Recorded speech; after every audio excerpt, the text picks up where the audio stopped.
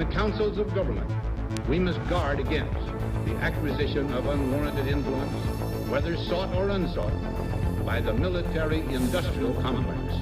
In Dallas, Texas, 3 shots were fired at President Kennedy's motorcade in downtown Dallas. The first reports say that President Kennedy has been seriously wounded by this shooting.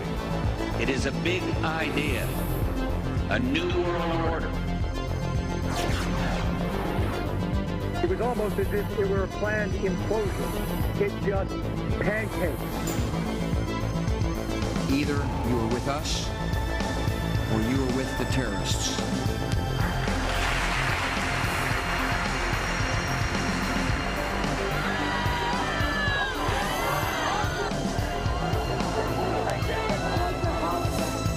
But I also believe that a lot of gun owners would agree that AK-47s belong in the hands of soldiers, not in the hands of criminals.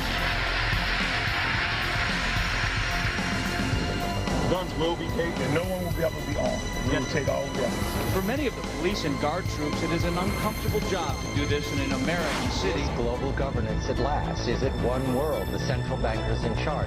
But aren't we all just living and dying for what the central banks do? As for me, give me liberty or give me death! The answer to 1984 is 1776.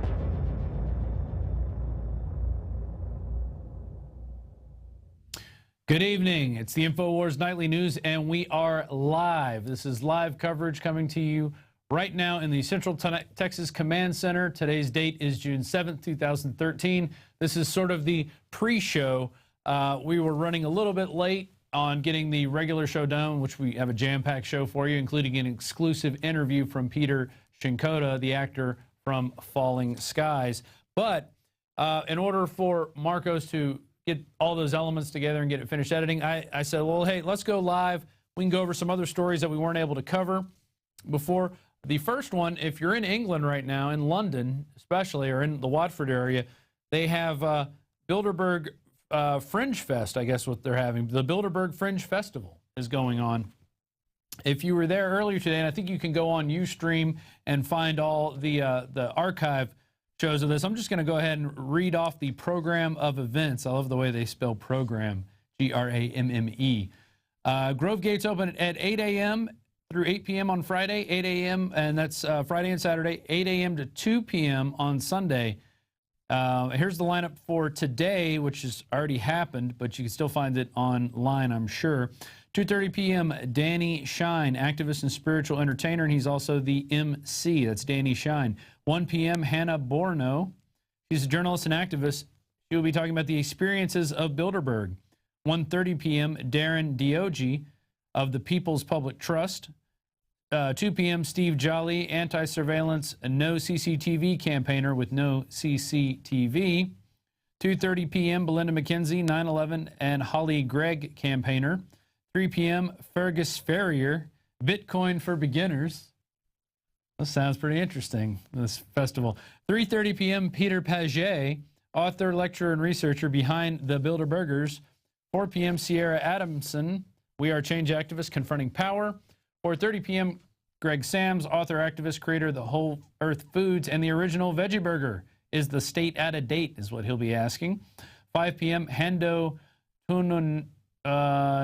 Tonanuma, sorry if I mispronounced your name, and Marian Junas, founders of Telegram, the biggest alternative news site in Estonia.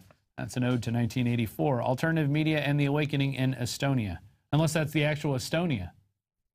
There was an Estonia in 1984, but this might be the actual Estonia, which is somewhere near Latvia. I don't know. Those countries change, whatnot. 5:30 p.m., Stephen Moore, the Roundhead Economist, Positive Money. 6 p.m., Carrie Cassidy, documentary filmmaker, investigative journalist, founder of Project Camelot. I've watched a ton of Project Camelot interviews. They are very long and very interesting. So that should be cool. And then from 7 to 8 p.m., open mic, Bilderberg Digest. And then, of course, there's the after party that night with New Order Comedy Night with Chris McLeod.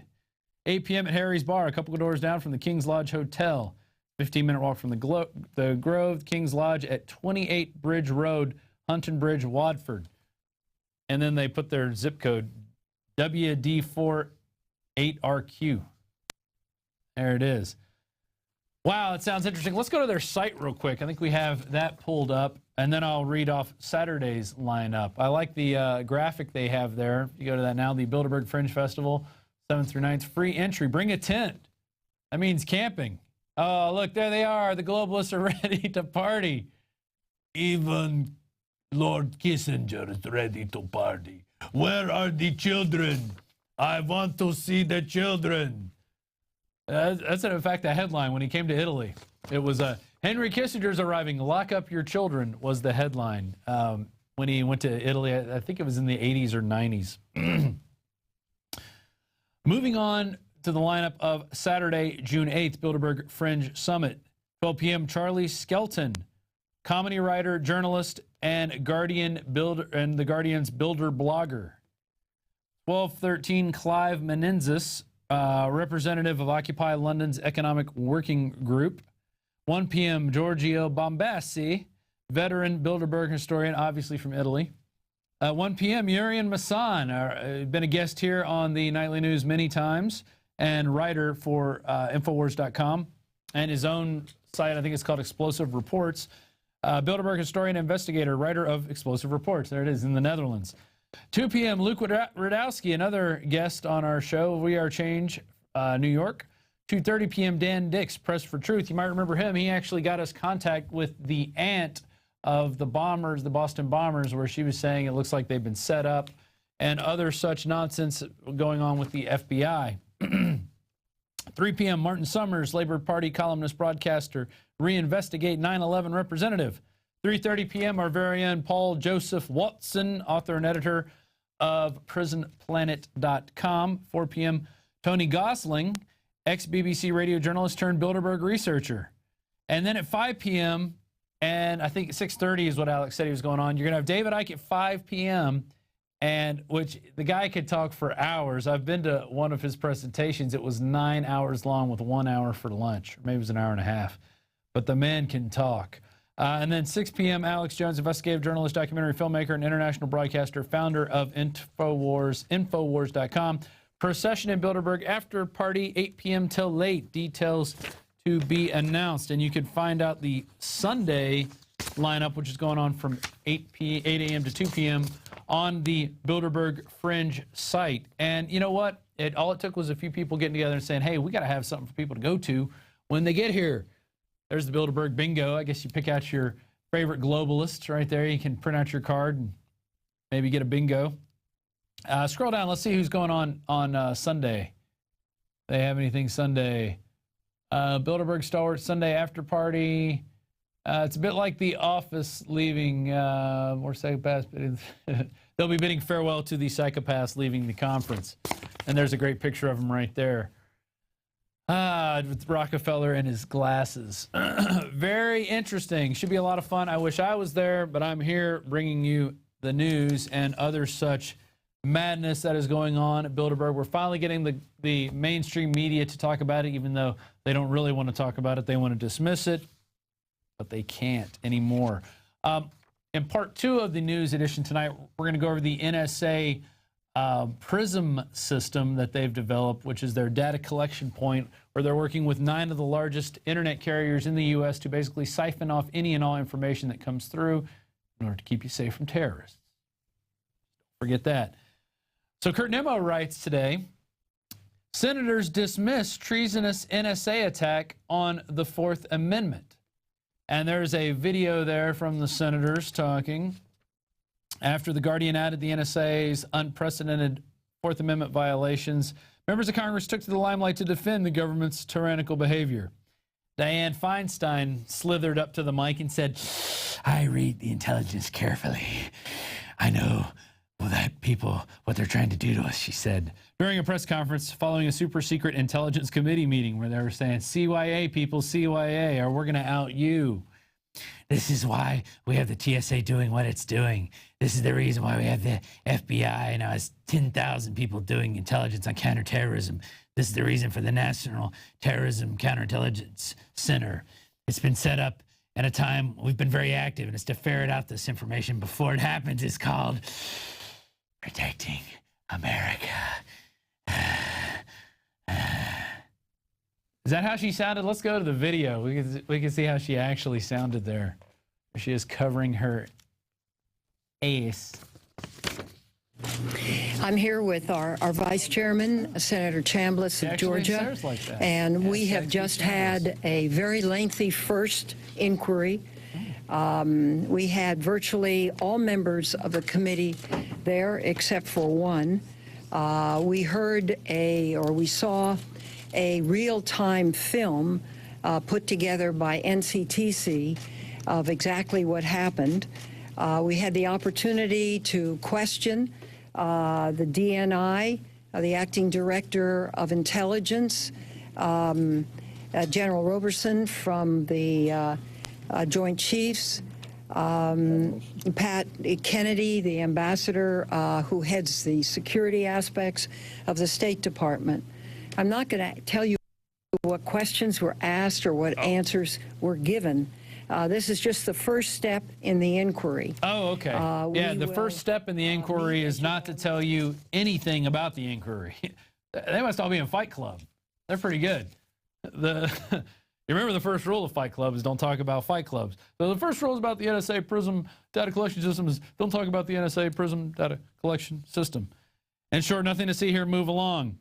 To my knowledge, we have not seen, I guess she went on to say, to my knowledge, we have not seen any citizen who has registered a complaint relative to the gathering of this information. In other words, since nobody was told about the program until Wednesday, we shouldn't be worried about the government wantonly violating our constitutional rights. After all, according to the senator, the NSA is just collecting harmless metadata. No worries. It is simply what we call metadata. I'm not sure what that is, but we're not supposed to talk about it or answer questions about it. It has nothing to do with it has never been utilized by any government agency unless they go back to the FISA court. We just have it in case we need it to, plant evidence on somebody or anything like that. So there's no real cause for alarm, people. No real cause for alarm. Wow. That was Senator Feinstein, always looking out for our rights, especially our Second Amendment rights. Moving on to this article. This was out of the Daily Caller, but we published it on Infowars.com as well. We put a link to it. Senators slam EPA for linking farmers' personal data to environmentalists. Bipartisan group of senators is calling on the Environmental Protection Agency to answer for leaking the personal data of only 80,000 farmers to left-wing environmental groups. The EPA's disclosure of personal information is not the first time sensitive data has been leaked to outside organizations under the Obama administration. In April, the EPA admitted leaking farmers and ranchers' personal data to environmentalists. It has since retracted some of those sensitive records and asked the environmental groups to return the documents without making copies or destroying any of it first. Yeah. Who was it? Senator Thune, John Thune. It is inexcusable for the EPA to release this personal information of American families and then call back for it, knowing full well that the erroneously released information will never be fully returned, he said in Fox News. EPA did not respond to a request for comment. What else is the EPA involved in? I think they're involved in also getting GMOs approved. I wonder if any of that information will ever be leaked of how Monsanto gets their GMO crops approved and, we can't get organic crops approved, or, I wonder how that happens. The EPA won't release that information to environmentalists. No, they're going to send them out to harass farmers to keep us divide and conquered. Environmentalists, the farmers out there are growing the vegetables you eat, unless they're part of Monsanto, then they're growing the vegetable/insects/goats/spiders that we eat. So we should be fully investigating who the EPA is talking to, not who the environmentalists are talking to. Very interesting stuff. Marcos, what's our time check? All right, 5 minutes. I think we're going to go to a video pretty soon. The final article I have up, and then maybe we'll go to Drudge and see what's going on the big board over there. Pelosi. I don't remember saying that everybody in the country would have a lower premium. In fact, nobody's getting a lower premium. I know my health insurance premiums have gone up.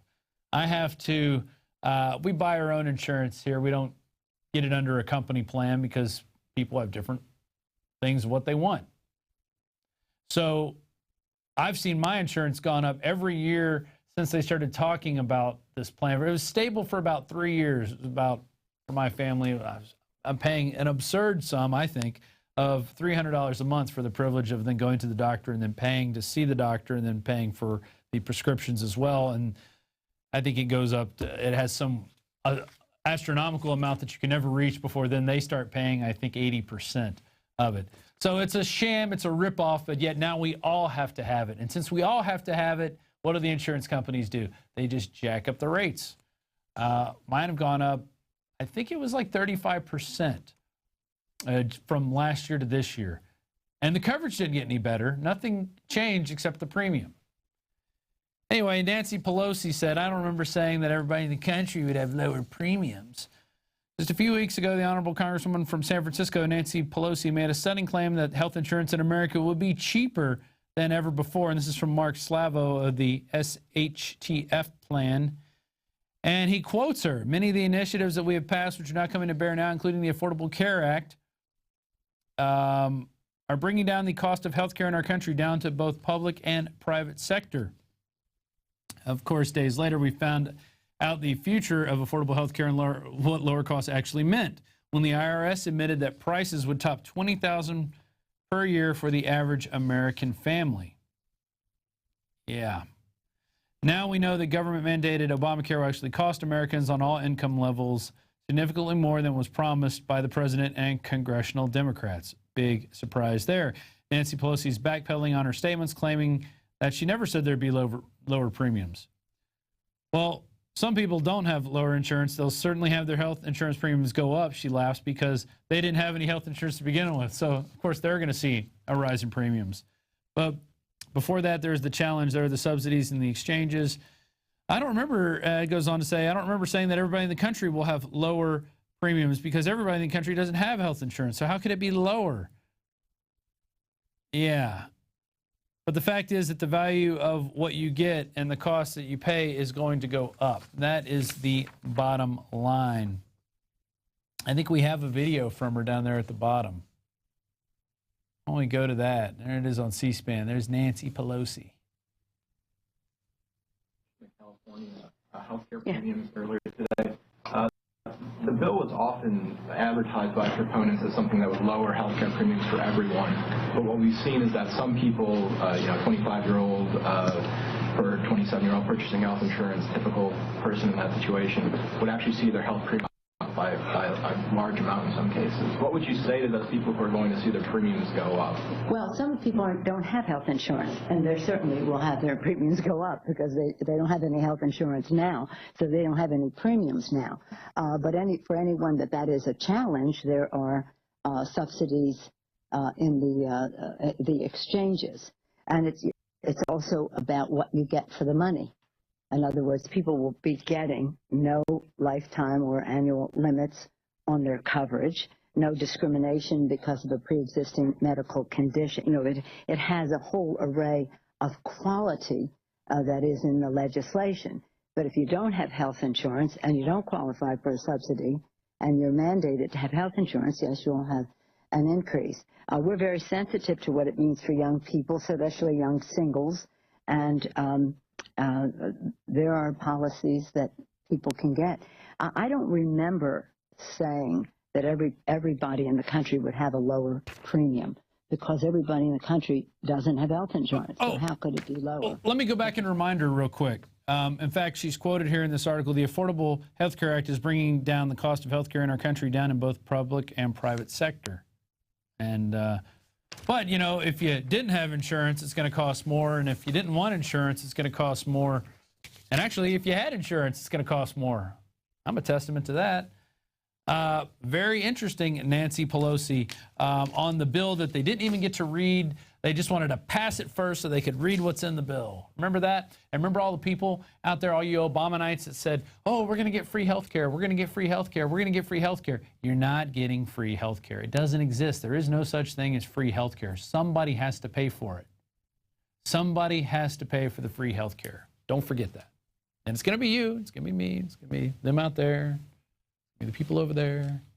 people in the city, people in the country, everybody's going to be paying the insurance companies for the right to go to the doctor and be fleeced and take vaccines and other GMO products. Here we're going to go to a video here. This is on the Alex Jones channel, and this is of David Icke making his appearance at Bilderberg. He was on the show today with his son, who had to endure, I guess, decades and decades of, humiliation, or at least years and years of humiliation after his father came out in the early 90s with this revelation that what we are seeing isn't real. And David Icke's written books about this, held countless seminars, traveled the world, talked about it. Very interesting. I've read one of his books, Children of the Matrix, which is pretty wild, to say the least. I don't know if I believe everything in it, but there is a lot of interesting stuff in there. And let me tell you, I think it's worth reading. Very worth reading, and it was a fast read. We're going to go now to David Icke arriving at Bilderberg 2013. I'm going to go and get that battery. Have you got anything to say to all of us, David?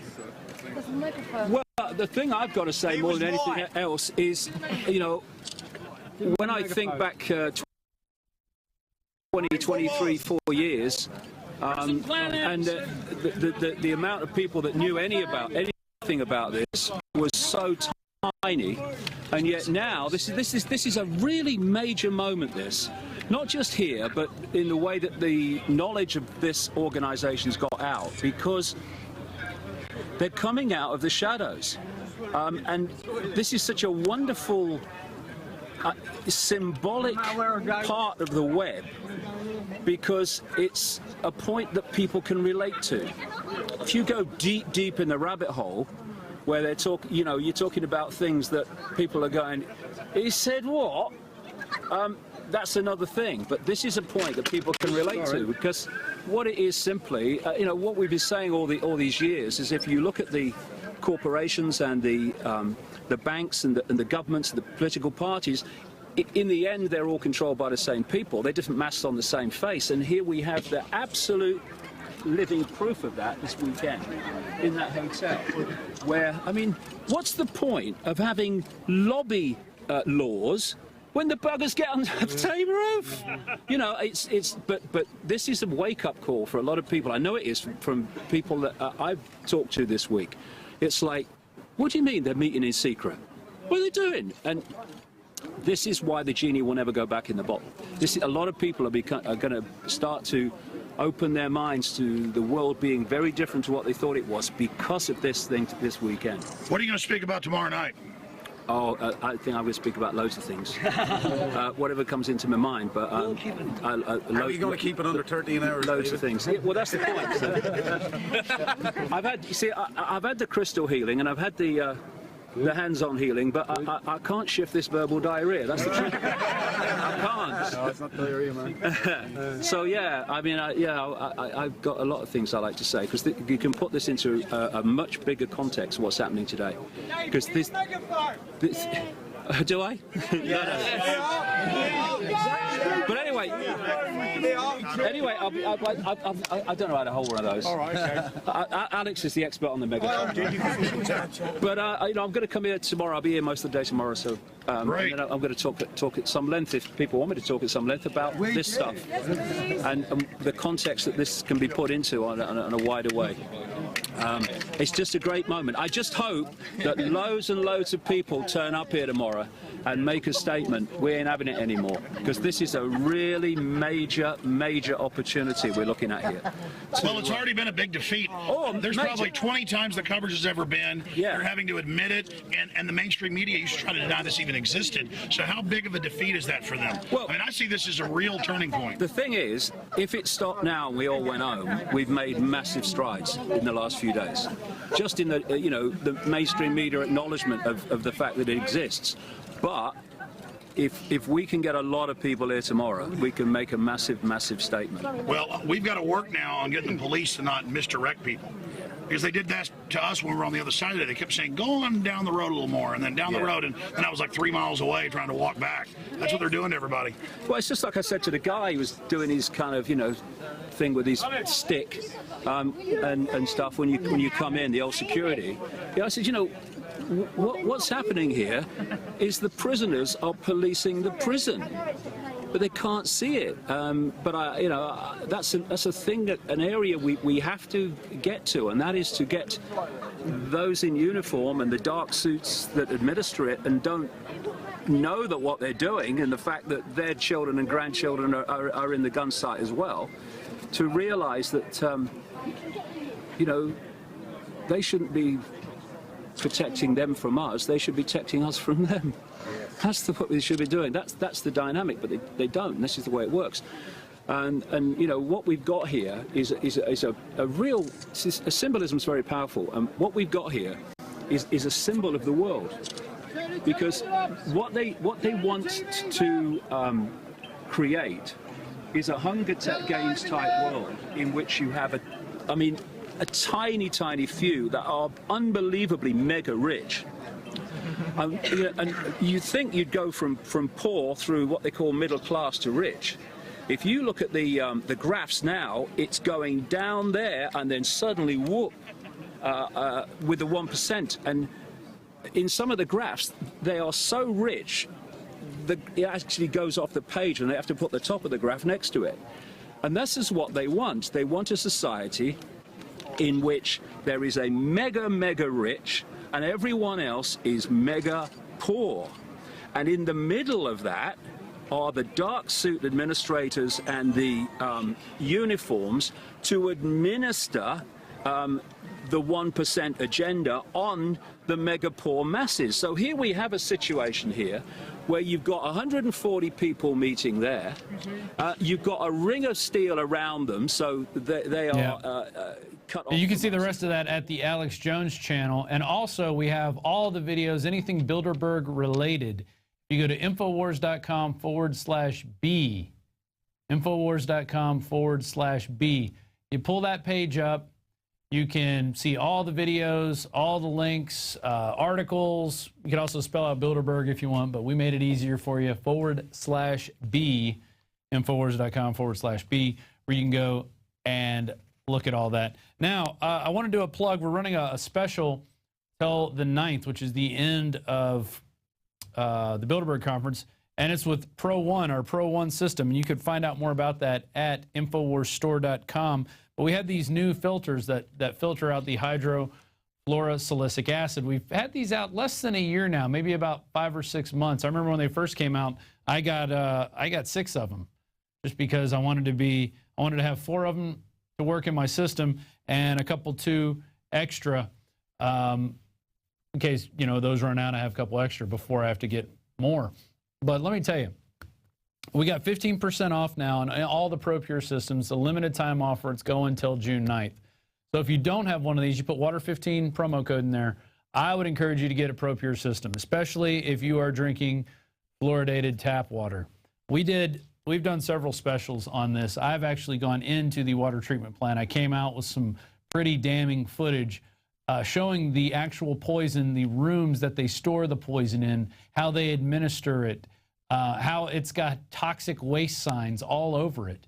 And I mean, totally disgusting stuff. And they put it in our water here in Austin at 9 gallons an hour. And the mayor of Austin and the rest of those pathetic city council members laugh about it when you bring it up to them. They go, oh, I talked to my dentist. He said it's cool. No, it's not cool. It's poison. And they're poisoning their children and grandchildren along with it. That ad was in the new Infowars magazine, which is our Bilderberg issue. You can also get that at InfoWarsStore.com. And basically anything you buy here through our store, becoming a member of Prison Planet TV, it supports what we're doing. I've gone on for a little over 20 minutes now on a pre-show. We're about to do the full Infowars Nightly News. Marcos, how long is the show today? 57 minutes. Yesterday we did, it was an hour. The interview itself was 40. That was probably an hour and 20 minutes at least yesterday. So we're really busting our butts to bring you guys the news so you can get it out there and get it to your friends and family, so we can all warn each other of what's going on, so we can all be awake, so we can all be conscious. Okay, so we're not walking around in a daze like a zombie. So we all know what's coming down the pipe so we can prepare. That's why we're here. That's the only reason we're here. We're not here to make a lot of money. We're not here to promote drug companies. We're here to promote freedom and liberty, and that is what it's all about here at Infowars.com. So if you're not a member of Prison Planet TV, please consider becoming a member. That's my spiel for today. You can get your membership there. It's $5.95 a month. You get a 15-day free trial, and you can share your username and password with up to 10 other people. You can even share it with more people, but only 10 of you, 11 of you actually can be up on it at the same time, downloading the movies, the books, the interviews, the nightly news. It's all archived there. The day show, it's all archived there in high quality. It's all there for you to grab and get out to the rest of the world.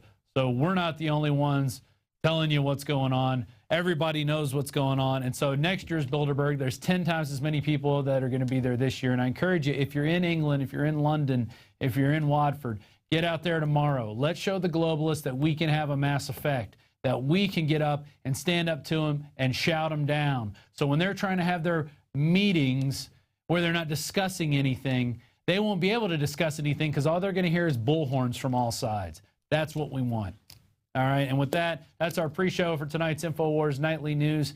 Today is June 7th, 2013. I'm your host, Rob Dew, and we're going to take a short little intermission, maybe about a minute and a half, to restart the encoders, get everything going, and we'll be back with the Infowars Nightly News.